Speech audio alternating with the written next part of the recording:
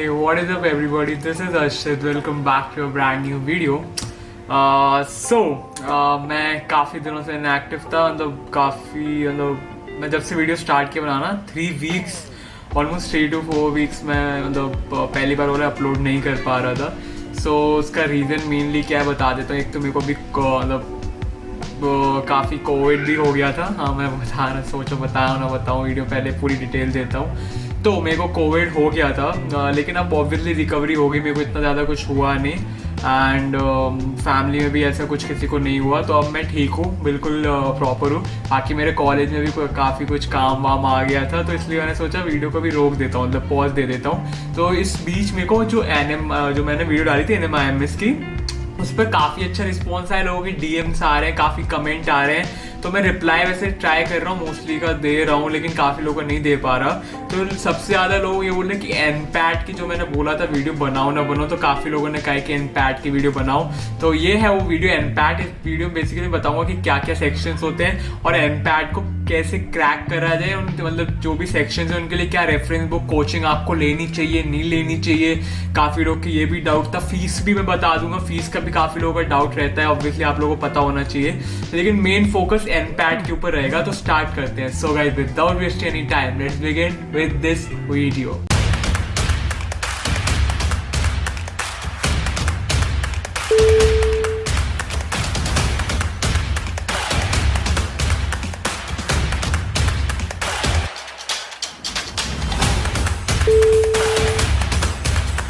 मैं बात करूं NPAT की, तो इसमें सेक्शंस कौन कौन से होते हैं. वैसे बेसिकली 3 सेक्शंस होते हैं. उसमें टोटल क्वेश्चंस आपके होते हैं 120, मतलब ईच सेक्शन में 40 क्वेश्चंस आपको मिलते हैं और आपको टाइम दिया जाता है 100 मिनट्स. तो मैंने पहले भी बता रखा कि NPAT जो गेम है पूरा टाइम का है. अगर आपने टाइम मैनेज कर लिया तो सब सॉर्ट हो जाएगा, क्योंकि टाइम आपको आता भी होगा ना, लेकिन आप कंप्लीट नहीं कर पाओगे. मेरा भी लास्ट में मैथ्स का सेक्शन था, उसमें काफी क्वेश्चंस मैंने, मतलब होता है ना, बिना देखे टिक किए थे. एक एडवांटेज है कि इसमें नेगेटिव मार्किंग नहीं होती है NPAT में, तो काफी अच्छी चीज है. आपको छोड़ के मत आना, ट्राई करना पूरा. अगर आखिरी 2 मिनट बचे, 20 क्वेश्चन बचे, कुछ भी मार्क करो, करके जरूर आना. ठीक है. अब मैं बात करूं इसके मतलब NPAT में कौन कौन से सेक्शंस है. तो बेसिकली इसमें क्वांट्स और न्यूमेरिकल एबिलिटी एक सबसे पहला सेक्शन है. फिर दूसरा आपका रीजनिंग एंड जनरल इंटेलिजेंस, और थर्ड सेक्शन है इंग्लिश लैंग्वेज का प्रोफिशिएंसी इन इंग्लिश लैंग्वेज है अपना तीसरा सेक्शन. तो इनके मार्क्स भी जैसे पर क्वेश्चन 1 मार्क्स है, तो ईच सेक्शन आपको 40 मार्क्स का, ये टोटल 120 मार्क्स का. तो इसमें लिखा भी है type of question and difficulty level of test will be on SAT exam. और आप लोग मतलब किसी ने डाउट भी पूछा तो बता भी दूं कि NMI में सैट का रिजल्ट भी एक्सेप्ट करते हैं, तो उसकी कोई दिक्कत नहीं. अगर आपने सैट दिया है तो उसका भी रिजल्ट एक्सेप्ट करते हैं. सैट हो गया, फिर शायद एक्ट का भी, दोनों का वो रिजल्ट एक्सेप्ट करते हैं. तो उसका ऐसा कुछ सीन नहीं है. आपने अगर दे रखा है तो आप उसके स्कोर के थ्रू भी अप्लाई कर सकते हो. फिर आपकी वो मेरिट लिस्ट अलग से आएगी सब कुछ. ठीक है.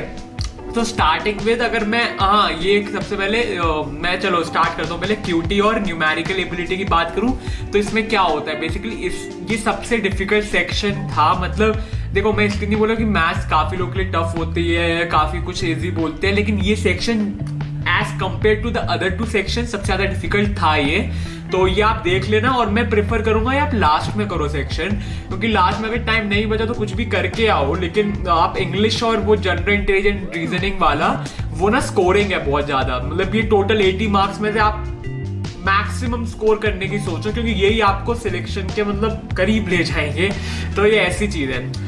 QT के लिए प्रिपरेशन की बात करूं, क्या क्या क्वेश्चंस आते हैं, तो देखो सिर्फ NMIMS और अपना हो गया DU JAT में हायर लेवल मैथ्स आती है. तो इसके लिए आपको 11th-12th के भी कुछ टॉपिक्स कवर करने पड़ेंगे, जैसे अपना इंटीग्रेशन हो गया, डिफरेंशिएशन हो गया. तो ये सब भी आता है, तो ये भी आप करके जाओ. और इसका मतलब क्राइस्ट हो गया सिंपल से. आप सोच रहे हो वैसी मैथ्स आने वाली है, वैसी नहीं है. मतलब ऑब्वियसली इसमें भी 6 to 10th की जो नॉर्मल टॉपिक्स है, टाइम डिस्टेंस वगैरह आएंगे, कुछ क्वेश्चंस आएंगे.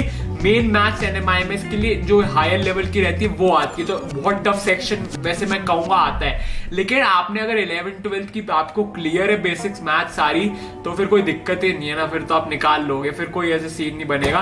काफी लोग पूछते हैं आप कैसे, अगर मैथ्स में समझा भी चुका, अगर आगे मैथ्स नहीं है ना तो आप नहीं ले सकते, आप अप्लाई नहीं कर सकते, आपका एडमिशन एनएमआईएमएस में नहीं होगा, क्योंकि एनएमआईएमएस के लिए मैथ्स कंपलसरी है। मैथ्स या फिर statistics subject, not that 11th वाली को में एक बुक आती है वो नहीं, स्टैटिस्टिक्स एक सेपरेट सब्जेक्ट होता है, वो आपके पास होना चाहिए, मैथ्स होना चाहिए। परफेक्ट। तो अपना फर्स्ट सेक्शन के लिए आपको थोड़ी ज्यादा मेहनत करनी पड़ेगी। अगर आप सेल्फ स्टडी की मुझसे पूछो तो सेल्फ स्टडी के लिए आप RS अग्रवाल की आती है QT की बुक, आप वो ले सकते हो। बहुत ज्यादा आपको कंटेंट उसमें मिल जाएगा, मतलब आपने अगर वो उसके मतलब कुछ क्वेश्चन वो आप पूरी कंप्लीट नहीं कर सकते बैठ के, लेकिन आप अच्छे से मतलब हर चैप्टर एक बार समझ लोगे और थोड़े क्वेश्चंस प्रैक्टिस कर लोगे तो आपका सीन सॉर्ट हो जाएगा, ज्यादा कुछ क्लियर होती है। बाकी 11th-12th का तो आपके पास बुक वगैरह होंगी, उधर से कर लेना, ठीक है।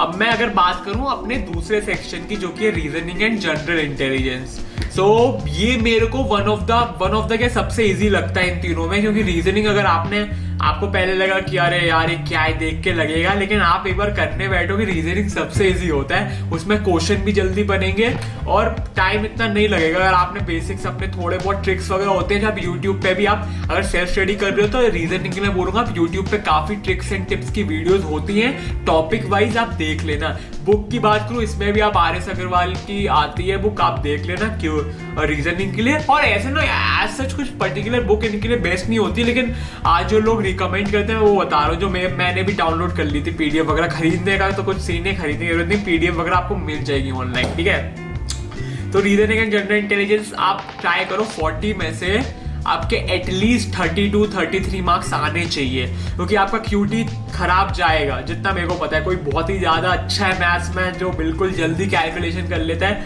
फिर उसका सीन अलग है, लेकिन मैं जनरल की बात करूं बहुत लोगों का वो खराब जाता है, इसलिए आपको रीजनिंग में कवर करने की कोशिश करना है। परफेक्ट। इसके लिए आपको टॉपिक जो जनरल सारे होते हैं वो देख लेना। और अगर मैं लास्ट बात करूं इंग्लिश लैंग्वेज को कैसे करना है, तो English language to be honest मैं सच बताऊं मैंने कुछ भी नहीं प्रिपेयर किया था इंग्लिश लैंग्वेज के लिए, बिना प्रिपरेशन के लिए गया था। मैं काफी कॉन्फिडेंट था क्योंकि मैंने क्राइस्ट का दे रखा था, सिम्बायोसिस का BSc का दे रखा था, तो इंग्लिश में आपको एज सच डिफिकल्टी होगी नहीं। लेकिन अगर मैं बाकी दो एग्जाम से कंपेयर करूं तब ये डिफिकल्ट था, इसका इंग्लिश का सेक्शन भी as compare to Christ and अपना सिम्बायोसिस का उससे डिफिकल्ट आया था, मैं पहले बता रहा हूँ, क्योंकि इसमें इंग्लिश में भी मेरा टाइम काफी चला गया। इंग्लिश में आपको टाइम रिकवरी करनी होती है, मेरा टाइम इसमें बहुत चला गया, इसलिए मेरे आखिरी में कॉन्स के लिए टाइम नहीं बचा था। तो इसमें आपको 40 में से एटलीस्ट 35 के लिए एम करो, 35 आपको एम करना ही करना है, क्योंकि इसमें अगर आपके खराब आए ना इंग्लिश में फिर आपका स्कोर जो टोटल स्कोर बनेगा बहुत प्रॉब्लम हो जाएगी, इसलिए आपको एटलीस्ट 35 तो ट्राई करो कि सिक्योर कर लो इंग्लिश सेक्शन में। इसके लिए एज सच कोई बुक नहीं है, ये आपने यार बहुत जनरल क्वेश्चंस आते हैं, कभी कभी आपको IR कहाँ पे यूज करना है ये वो ऐसे क्वेश्चंस आते हैं, ऑब्वियसली आप कर सकते हो, वरना इसके लिए भी आप ऑनलाइन मटेरियल सोर्सेज देखोगे आपको मिल जाएंगे। मैं ट्राई करूंगा अगर मैं इस वीडियो में या फिर जो मैं और भी वीडियो जब बनाऊंगा ऑब्वियसली ठीक हो गया तो बना रहा हूँ, उसमें लिंक में पूरा एक स्पेसिफिक वीडियो बनाऊंगा जिसमें मैं सब में उसके डिस्क्रिप्शन बॉक्स में लिंक डाल दूंगा ऑनलाइन सोर्स मटेरियल का, वो नेक्स्ट वीडियो मोस्ट प्रोबेबली आ जाएगी, ठीक है। और काफी लोग पूछ रहे हैं हम कब से प्रिपरेशन स्टार्ट करें, तो अब आपके बोर्ड्स पोस्टपोन हो गए जितना को पता है 12th के जून तक, तो ऑब्वियसली NMIMS की डेट 27 जून को है और एक 4th को है शायद, ऐसी कुछ है ना, 3 डेट है, लेट मी चेक, हाँ 27 जून, 2 जुलाई, 4 जुलाई, तो आपको प्रिपरेशन अब स्टार्ट करनी ही पड़ेगी। इससे ज्यादा डिले करोगे तो फिर बहुत कम टाइम रह जाएगा। वैसे मैं सच बताऊं मैंने सिर्फ मैक्सिमम 1 to 1.5 मंथ प्रिपेयर करके निकाला है, तो एज सच इतना भी डिफिकल्ट कुछ होता नहीं है। इसके लिए आपको इतनी भी बहुत एक साल से प्रिपरेशन कुछ लोग स्टार्ट कर देते हैं, उतनी जरूरत नहीं होती है। आप अगर थोड़ा 1 महीने या 2 महीने आप पढ़ लो अच्छे से क्लियर हो जाएगा। तो चलो अब कुछ ना मैं कॉमन डाउट उठा लेता हूँ जो काफी लोगों के आए थे, तो मैं सोचा था ना लास्ट में रखूंगा जो 2-3 कॉमन है, बाकी मैं सोच रहा हूँ Q&A वीडियो भी बनाऊंगा स्पेसिफिकली इसके लिए, लेकिन जो कॉमन डाउट है जो जरूरी है अभी जानना वो बता देता हूँ। एक चीज ये, काफी लोग पूछते हैं कोचिंग लेनी चाहिए, मैंने ली थी या नहीं ली थी, तो मैं बता दूं मैंने कोचिंग नहीं ली थी, लेकिन जो IMS होता है, IMS जो one of the best coachings मानी जाती है, उनका मैंने स्टडी मटेरियल रेफर किया था, उनसे परचेज किया था। तो अगर आपको स्टडी मटेरियल में लेना है तो मैं रिकमेंड करूंगा IMS या प्रथम का, इन दोनों में से किसी का भी स्टडी मटेरियल आप परचेज कर सकते हो। वरना आपके ऊपर यार, आपको कितनी प्रिपरेशन आपको लग रहा है आप कर पाओगे या नहीं। मेरे काफी फ्रेंड्स थे जिनने कोचिंग भी ली थी, उनका हुआ, और काफी का कोचिंग लेके नहीं भी हुआ। तो ऐसी कुछ गारंटी कोई कोचिंग देगी नहीं, लेकिन आप अपना लेवल देख लो कि आपको क्या लग रहा है। आप एक दो ना मॉक पेपर वगैरह देख लेना, आपको अगर लग रहा है प्रिपरेशन की आपको जरूरत है कोचिंग की, स्पेसिफिकली मतलब लेक्चर्स वगैरह, तो आप कोचिंग कर सकते हो। IMS या प्रथम, इन दोनों में से ही करना, और कोई कोचिंग मेरे को नहीं लगता करनी चाहिए। IMS बेस्ट है, IMS मैंने ली थी इसलिए मैं बता रहा हूँ। एक चीज लोगों की फीस के ऊपर था, फीस क्या है BBA की, BCom ऑनर्स की, साइट पे बहुत कुछ लिखा रहता है। BBA की फीस बता दूं, अराउंड 3.1 लाख, मतलब 3 लाख से अप्रोक्स BBA की। और जितने मेरे फ्रेंड्स हैं उनसे पूछा है मैंने, 3 लाख अप्रोक्स है। अपने BCom की मैं अपनी बात करूं तो हमारी फीस 2,10,000 कुछ है, मतलब 2 लाख के अप्रोक्स है। और BSc फाइनेंस जो एक और कोर्स है उसकी भी कुछ 2,80,000 या 90,000 ऐसी कुछ में है। मतलब तीनों की फीस ऑलमोस्ट 2 to 3.5 लाख के बीच में है per annum, per year. Total course की फीस नहीं है, इसलिए NMI में बहुत ज्यादा एक्सपेंसिव हो जाता है। और इसमें सिर्फ कोर्स की फीस है, कोई हॉस्टल वगैरह कुछ भी इंक्लूड नहीं होता। तो ये भी काफी लोगों का डाउट है कि हॉस्टल का अलग से फीस है, अलग से ही होता है। हॉस्टल NMI में इसके बहुत बेकार होते हैं, मैंने पहले ही बताया था, तो आप लेना तो है ही मत वो, ठीक है।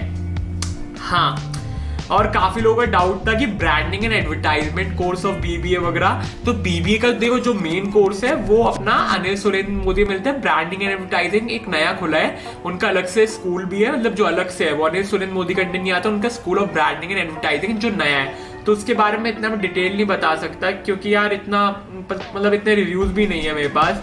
लेकिन NMIMS का मैं सच बताऊं तो ऐसे कि उनकी क्वालिटी ऑफ एजुकेशन बहुत अच्छी रहती है हर जगह। ब्रांड नेम कम मिलेगा आपको ऑब्वियसली, लेकिन quality of education brand name come मिलेगा। मतलब जो इन कोर्सेज की बात करूं नए हैं, लेकिन जैसे ऑब्वियसली जो अनिल सुरेंद्र मोदी के तो सारे कोर्सेज ब्रांड नेम भी है, क्वालिटी ऑफ एजुकेशन। लेकिन बता रहा हूं जिसमें जो पुराने नए कोर्सेज है उसमें आपको क्वालिटी एजुकेशन तो मिलेगी, ठीक है। तो और भी बहुत डाउट है, वो मैं कोशिश करूंगा उनके लिए अलग से वीडियो बनाऊंगा, बहुत सारे डाउट है इसलिए। तो ये एमपैट के ऊपर थी कि आपको कैसे एक प्रिपेयर करना चाहिए, कौन से सेक्शन पे सबसे ज्यादा ध्यान देना चाहिए, वैसे ही था। मैं फिर से बता दूं, QT पे आप सबसे कॉन्स पे सबसे ज्यादा ध्यान देना, ठीक है। और उसके बाद आप रीजनिंग पे भी देना। इंग्लिश पे इतनी मुझे नहीं लगता देने की जरूरत है, वो आप खुद करोगे ना, हो जाएगा, कोई सीन नहीं है। तो बस एक एडवांटेज एमपैट का ये भी, इसमें जीके नहीं आती, जनरल नॉलेज। जीके ना काफी लक का फैक्टर हो जाता है कि आपको ये आ रहा है नहीं आ रहा, तो वो सॉर्ट है। और ये ऑनलाइन होता है। चीटिंग का मैं बताऊंगा, चीटिंग की मैं सेपरेट वीडियो बनाऊंगा कि, लेकिन ये ऑनलाइन हो ही नहीं रहा ना इस बार, लेकिन चांसेस हैं, मैं बोल रहा हूँ चांसेस हैं कि ऑनलाइन लास्ट ईयर की तरह हो जाए। मैंने ऑनलाइन दिया था घर पे बैठ के, वो रिमोट प्रोक्टेड एग्जाम था, थ्रू है ना, मतलब कोई सॉफ्टवेयर के थ्रू था।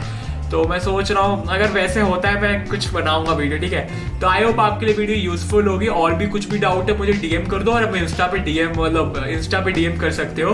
मैं उधर रिप्लाई नहीं कर रहा था, मतलब वो ऑब्वियसली थोड़ी कोविड की वजह से, लेकिन अब मैं करूंगा, रिप्लाई सबको कर रहा हूँ। और आप मुझे कमेंट सेक्शन पे भी ड्रॉप कर देना, आपको मिल जाएगा रिप्लाई जल्दी। और कौन कौन सी किसके रिलेटेड वीडियोस चाहिए उसके लिए भी आप आइडियाज ड्रॉप कर दो, मैं उसके रिलेटेड वीडियो बना दूंगा। तो चलिए मिलते हैं सबसे नेक्स्ट वीडियो में। So guys till then, stay happy, stay safe.